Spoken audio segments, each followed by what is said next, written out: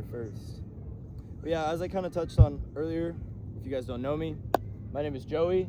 I have the privilege of kind of helping run all of these things, run Iron, but I can't do it without all the people that also help run it. People like Simon, people like Lincoln, people like Andrew, people like Dom, even this week, and just like Jacob. Like, can you guys give a big round of applause to everybody?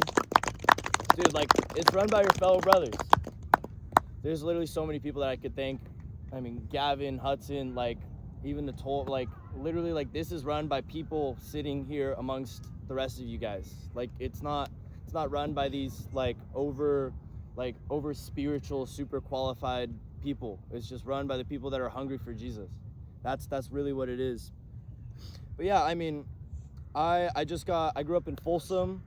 I spent at least a good amount of my life there. I also grew up in Roseville right here and in Rockland, so that's why I know a good amount of you guys in the area.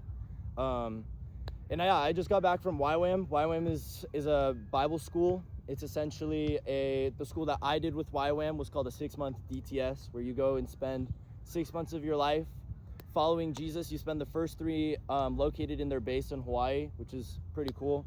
And I mean, we just, for 3 months, we really dive into our personal relationship with Jesus, but also making him known. One of our biggest things was to know God and to make God known. That was kind of like one of the sayings that we had at YWAM. And yeah, so if any of you guys brought your Bibles or taking notes on your notes app, the title of the message today, or like I felt to give it a title, but that is Faith is Unseen.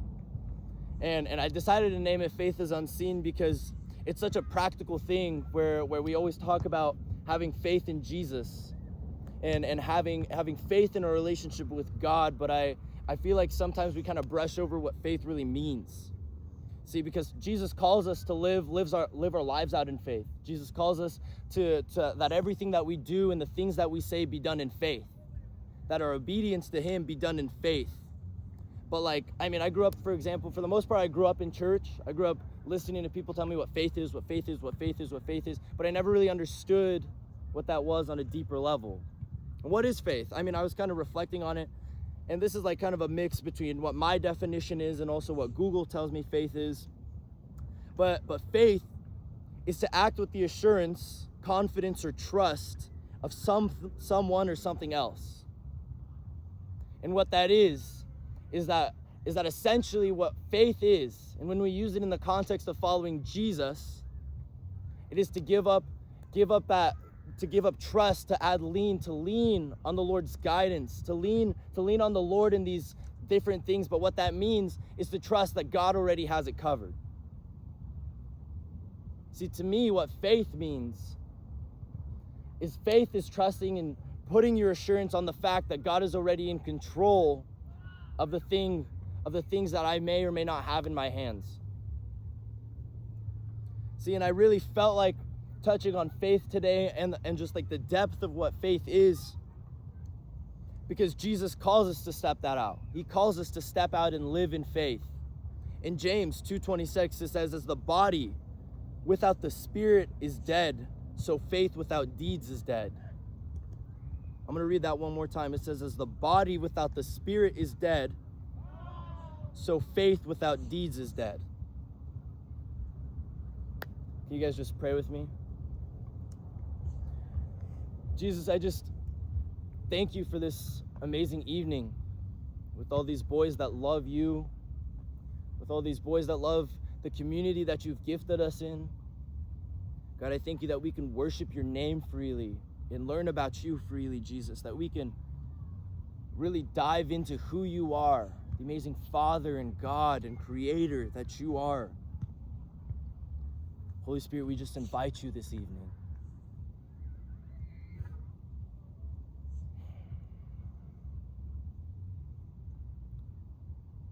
You are so here this evening, Father. You are moving. Holy Spirit, we just ask, will you move through us this evening? In your precious and holy name. Amen. Yeah, so like I was kind of touching on a bit of my testimony, as I grew up in the church, never really understood what it was like to have a deep love for Jesus. But I ended up finding myself in this school called YWAM, a few months back. And just throughout YWAM, I had the pleasure of growing closer with him. Like I was kind of touching on, you spend the first 3 months in Hawaii, which is where their base is located. And that's called lecture phase, where you just learn about Jesus and you learn how to make him known. But then the other 3 months is on mission. And we have a privilege of being able to pick our top 3 for missions. And going into YWAM, my biggest desire was getting put in a place, or getting sent to a place where God would just use me most, where God would just use all of me, and God would just make himself so prevalent in the things that I was doing. And I had just this deep desire of this story that I would make in YWAM, of this life that I would live in through YWAM and all these things. And as going into YWAM, my kind of thought process was, I'm going to either go to the Pacific Islands or I'm going to go to Brazil. I'm going to just tell people about Jesus, and I'm going to do all these things. That was kind of my goal. I knew that they were going to send a team to Brazil. Other than that, I knew they were probably going to send a team to the Pacific Islands. But kind of that time came around maybe 2 weeks into YWAM when they revealed the locations to where they were sending teams. It was this awesome process. They had this huge board like flashing all the countries that they were sending to. I remember sitting, or I guess I was standing at the moment, but I remember standing there watching this board flash. They were sending teams. It was like Pakistan, Kenya, Australia, all these teams flash, and I'm just getting so excited to see where God was gonna send me. And I remember New Zealand came up, and I didn't think much of New Zealand leading up to it. I literally knew nothing about the country, other than the fact that people there had tribal tattoos every once in a while. But yeah, and I came and I stood there, and I saw New Zealand came up on the screen, and I felt in the back of my head that little subtle, gentle voice of God's telling me that I was gonna go to New Zealand. I was standing, like, experiencing all of these things, thinking I was gonna go to the Pacific Islands. I was like, New Zealand? I don't know anything about New Zealand. Why would I go to New Zealand? Why would God even... I literally thought that this was such a random country that I would have probably never picked, to the point where I literally thought that was just like I literally thought it couldn't be God. So I kind of brushed it off my shoulder. I'm like, yeah, that was just a random thought. And I'm watching again, this board flashed, and it's like Brazil, and it was like Fiji, Canada, and then New Zealand 2 comes up, which meant they were sending a second team to New Zealand. And I heard God even louder say that I was gonna go to New Zealand. By this time, it was just weird for that, like, for the country to pop up a second time in my head. It made no sense to me. It just went totally against what I was thinking. I was gonna go to this lower, like, this poorer country, like some small tribe in the Pacific Islands, and I was gonna do all these things. I was gonna help all these poor, like, people and all this. But then New Zealand came up, and God was told me, no, Joey, you're gonna go to New Zealand for these next 2-3 months. I was confused, because I was like, why is God telling me this? No, God, I asked you to use me in this inevitable way where I could do all these good deeds and I can all of this. Why are you telling me to go to New Zealand?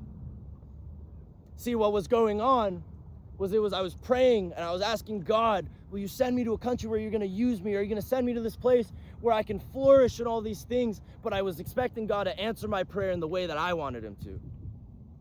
See, I was putting God in this box where, God, will you answer my prayer? But I want you to answer it this exact same way to how I want it. I wanted to check all my boxes. I wanted to make me look good. I wanted to make me feel comfortable in the sense of, like, the ministry I was doing was going to be right there and it was going to be exactly how I wanted it to be. But no, God tells me, you're praying you want to be used by me. You're asking for these things. You're praying to me. But I'm not going to answer. I'm going to answer your prayer, but I'm not going to answer it the way you think I'm going to. And what this did was this put me in a spot. It says, do I go with what's comfortable? Do I go with what I know? Do I go with what I want to do? And maybe God will answer my prayer if I just ignore him in this area and I just continue to push this way. Or do I want to go this other way where I go against what's comfortable? And I go against what I'm used to, and I'm going and I'm actually following where God is telling me. Do I have faith to follow Jesus? Am I trusting? I'm not in control here, but am I trusting? Am I putting my confidence in something that I may not fully see the picture of? And in this story, there's times when I've ignored the guidance of God, but in this story, I choose. say, you know what, God, I'm gonna follow what you're telling me to do. I'm gonna pick New Zealand. I put New Zealand that same day that we got the locations. I sat on it for a little bit. I was like, I'm going with New Zealand. So I picked New Zealand. And I just like, remember that first day I was kind of confused, and over time, things began to finally fall into place with why God wanted me to go to New Zealand. I get put on this team. My leader's actually from New Zealand. Oh, he had an aunt that just killed himself. Well, one of the biggest parts of my testimony was how I was suicidal. Okay, that's weird. And this other thing about how I'm finally starting to get all these gifts with content creation, and God is starting to bless me in these little areas, and I'm starting to cut hair. People are starting to look up to me online. Oh, New Zealand has a huge issue on insecurity. Or at least that's what we were told by the other New Zealanders in YWAM. So they're having a huge issue with identity. And now all these things are starting to fall into place. But God wasn't giving me the picture at the start. Why? Because to move without faith is dead. I mean, faith without works is dead. Like we were just touching on in James 2:26. The faith without works is dead, that if I'm not putting my trust in something that I can't fully comprehend or understand at this moment, then what is my faith? Then what is my trust that I'm saying I'm putting in God? And it's beautiful because as I put my faith into God and I begin to follow him in obedience to go to New Zealand, God begins to put me in this beautiful season of my life where he's redefining me, and he's putting me in these places where I'm flourishing for his kingdom. And he's putting me in these situations, and he's growing me, and he's taking me through this process where I'm refined by the end of it, where I have areas of my life that he's strengthened. And he's worked through me in these areas where they've been just finally processed. And I can't say I'm any more perfect or anything, but I can say that God has taken that season of obedience from me and turned it for his good. Where he's taken that season of obedience and he put his spin on it. He was in control. Kind of a similar story that we're touching on today is in the book of John. If you guys have your Bible, will you guys just pull it up to John 4:46? And here in this story, Jesus is pretty early on in his ministry. Jesus is, I think it was just after his second miracle at the time. And there came this man who's an official. Back then, officials were these guys where back then, officials were typically the guys that were in control. These guys that were considered wealthy. See, these officials were typically not Jewish, so it would be, at the time it was strange to come to Jesus. At this time it was strange to believe in Jesus or even believe in a God because most of them weren't Jewish. But this official comes to him. And in verse 46 it starts, so he came again to Cana in Galilee, where Jesus made the water wine. And at Capernaum there was an official whose son was ill. When this man heard that Jesus had come from Judea to Galilee, he went to him and asked him to come down and heal his son, for he was at the point of death. So Jesus said to the man, unless you see signs and wonders, you will not believe. The official said to him, sir, come down before my child dies. And Jesus said to him, go, your son will live. The man believed the word that Jesus had spoken and went on his way. As the man was going down, his servants met him and told him that the son was recovering. So he asked them the hour when he had began to get better, and they said to him, yesterday at the 7th hour the fever left him. The father knew that was the hour when Jesus had said to him, your son will live, and he himself believed, and all his household. This was now the second sign that Jesus did when he had come from Judea to Galilee. So here we're met with this story. In verse 46 it says, so he came again to Cana in Galilee. This is talking about Jesus when he had made the water wine. And at Capernaum there was an official whose son was ill. And this man heard that Jesus had come from Judea to Galilee. See, just off the bat, I think it's important that we understand what we're kind of reading at right now. It said that Jesus had come to Cana. This is going to be a little bit of geographical context right here. This guy, Jesus finally comes back to Cana, and this official hears about these stories of Jesus turning water into wine, and he comes from Capernaum to Cana. Back then, they didn't have cars or anything. What this was a 2-day walk. This man walked 2 days from where he had lived to where he heard Jesus was staying.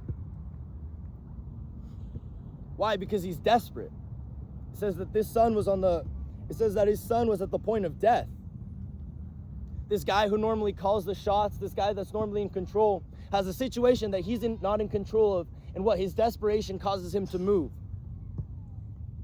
His desperation, his desire, his need that's going to be filled causes him to go somewhere else. This man walks 2 days.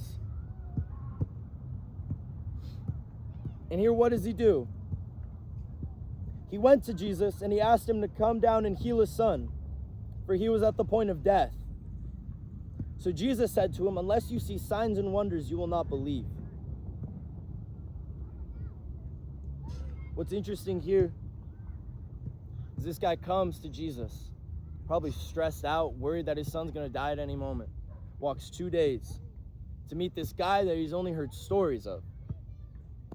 He comes to Jesus and he thinks, man, if everything's going to plan, if this Jesus guy is really who people say he is, if my walk was worth it, if I can just come to this Jesus guy, and if he's really the king of all nations, or he's really this guy performing miracles, then all I have to do is I have to come to this guy and I have to ask him to come home with me to heal my kid, and my kid will be fine.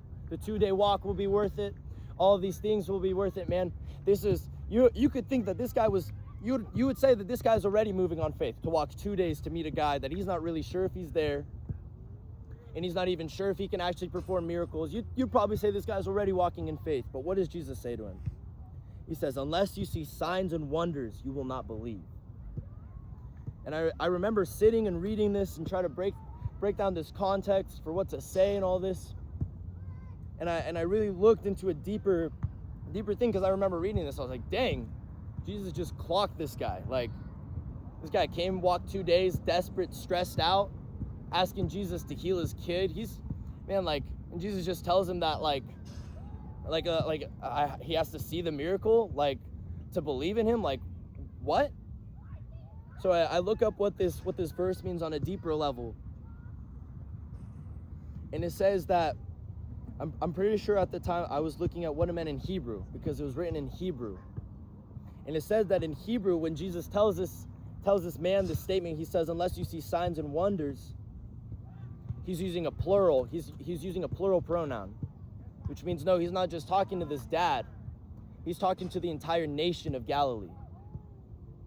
He's just not talking about this guy's faith, no, but he's talking about everybody else in the nation. And what he's saying about them is, unless you see signs and wonders, you will not believe. So now Jesus is calling out this entire area. He's saying that unless you guys see me do things for me, unless you guys see me do things for you, you're not going to actually have a real faith in me. That you guys have to see it to really believe who I am. Now in this moment, Jesus is calling out this country, but this is also kind of talking to me. Why? Because how many times have I asked God to answer prayers my way? How many times have I said, God, if you answer this prayer, then I'll start reading my Bible. God, no, if you just do this thing for me, then I'll start actually pulling up to church consistently, or I'm going to start reading, I'm going to set up a Bible plan, but you just answer this prayer. God, I just need you to do this. I was setting these deals where my faith was based on what God was doing for me and not actually what I really believed about who God was. See this area where I'm putting God in this box again.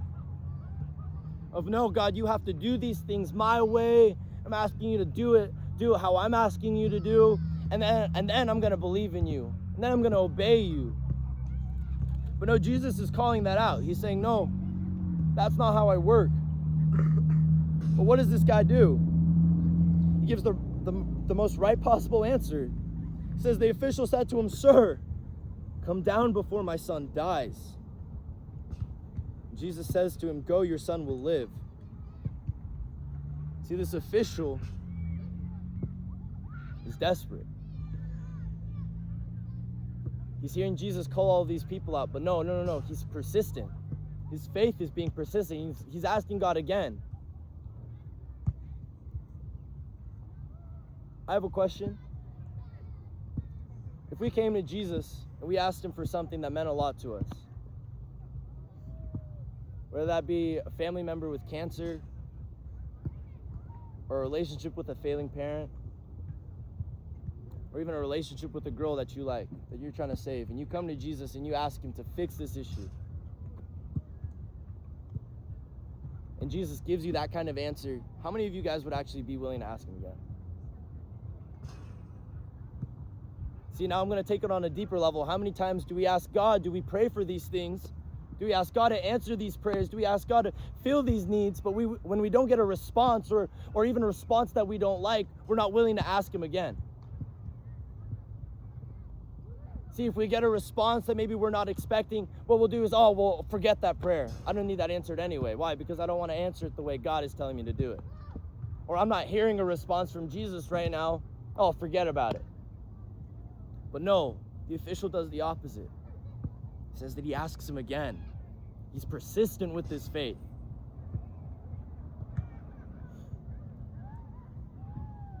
Jesus tells him, go, your son will live. See, Jesus answers this guy's prayer, but not the way the guy wanted him to answer it.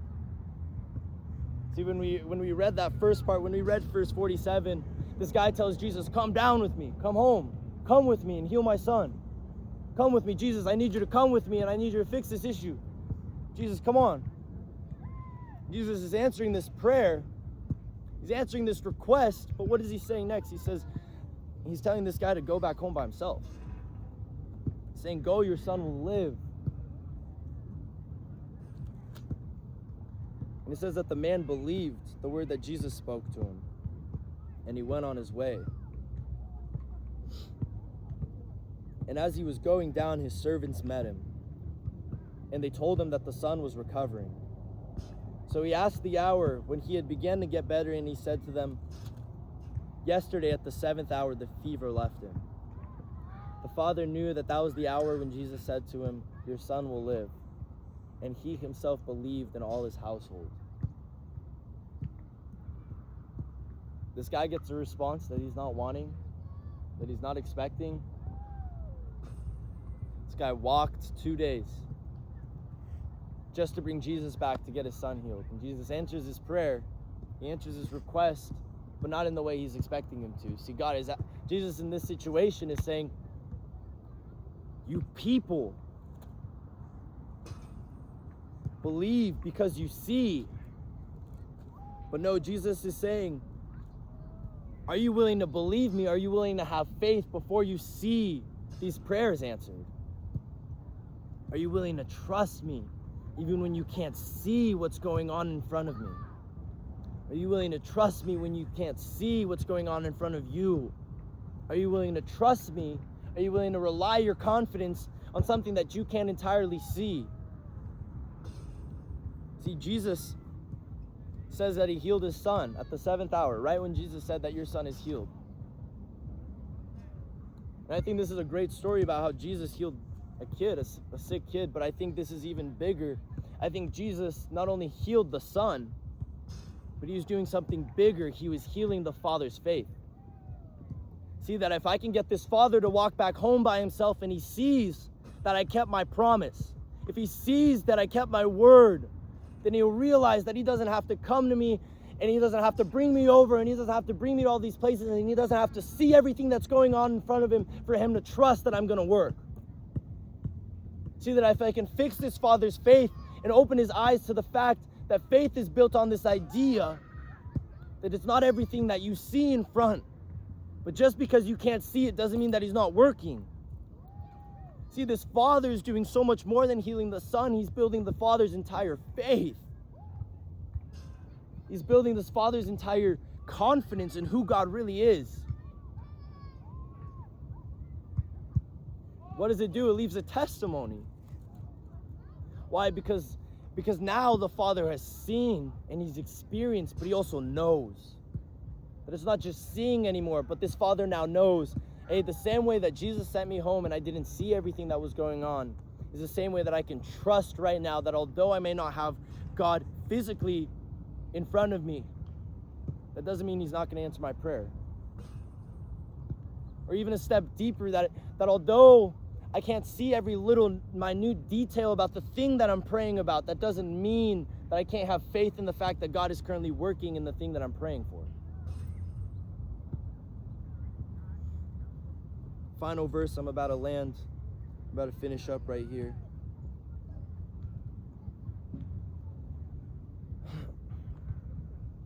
Typically, you'd brush over a small verse like this, John 4:54, where it said that this is John writing. It says, this was now the second sign that Jesus did when he came from Judea to Galilee. Typically, we'd read past that because we think we understand everything that's going on. But I want to touch on this little word that John says. It says that this was now the second sign. You guys can say it out loud. What does sign mean? Miracle. It means miracle. But I think there's a really specific reason why John uses the word sign instead of miracle. So he's not necessarily using this to be fancy. He's not using this to demonstrate how smart he is or anything. But no, I think he uses the word sign instead of miracle, because what do signs do? Signs point to something that's greater. Signs redirect you to the direction that you're headed. I don't arrive to California right at the sign where it says, welcome to California. I don't stop right there. What does that tell me? It tells me that I'm at California. I can continue going in my direction. I don't stop at a one-way sign. I continue going past it. See, in the same way, John is referring to these miracles as signs because he's pointing to the fact that Jesus is doing these healings and he's performing all of these miracles. But that's not all who God is. See, no. These acts, God healing these children, God doing these things, are pointing to who he is. They're just simply pointing. They're not telling you who he is directly. And I bring this last point up because how often am I stopping at the sign? How often am I bringing something to God that's just all he is to me? See, God, if you answer this prayer, God, if you do this thing for me, I'm treating God like he's a genie that I pull off my shelf when I need something done. Put him on my table and I'm like, God, do this for me. And once he answers that prayer, I put him right back on the shelf. See, no. That's why John is referring to these miracles as signs. Because Jesus performing these things simply point to his character. But they don't say everything that Jesus is useful for. See, these signs are pointing to who Jesus is and the kind of man that he is, but not all that he is. And this final point that I'm touching on is how often am I treating Jesus like a trophy? Or treating Jesus like this genie in a bottle that only answers the things that I need and then I put him back on a shelf? How often am I doing this instead of treating him like my Father and my friend and the creator of the universe and the God that made me? I'm going to have Lincoln kind of get the music starting to roll right now, but I think that there's two things I want to touch on tonight. Two things I want to pray for. For this first point, I think that there's some of you guys tonight that have been asking God for something, or have been praying for something, or expecting or hoping God for something, but you're too scared to step in God's way. Where you're wanting God to fix this relationship, or you're wanting to go to the school that you're in obedience and you're telling God, send me to the school that you want. God, fix any relationships that are broken, or fix that relationship with my mom. or my dad or do these.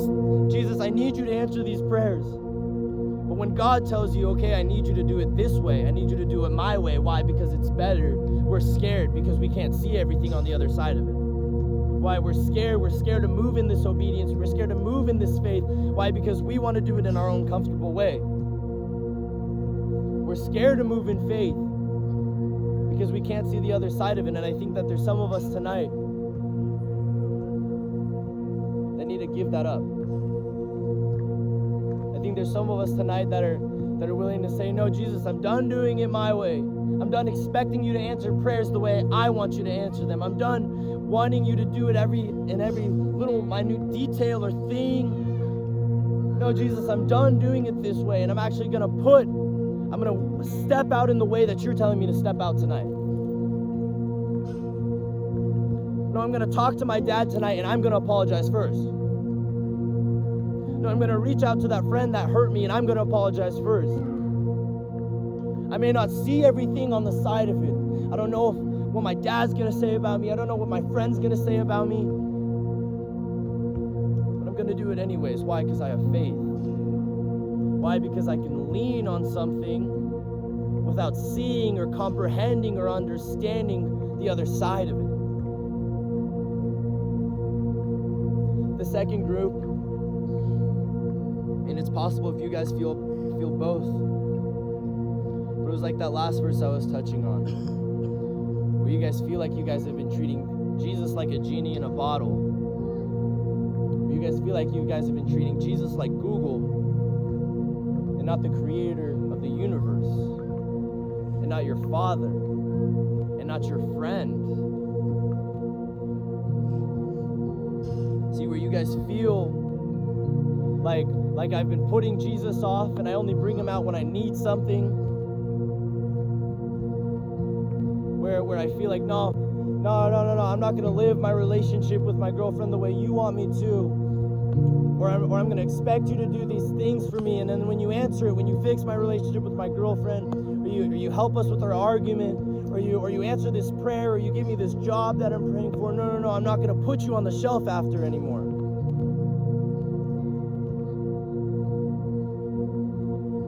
Where you guys, even myself, where we put Jesus on this shelf and we expect him to answer these prayers and do these things. But I think tonight Jesus is offering us something so much bigger. And I'd even say that for some of us who are waiting for Jesus to answer something, waiting for Jesus to answer a prayer for us, I'd encourage some of us tonight to step out in God's friendship before he answers that prayer. To say, no, Jesus, I want to know you. I want to know who you are. I want to seek you on a deeper level, not just for what you can do for me, but for who you are.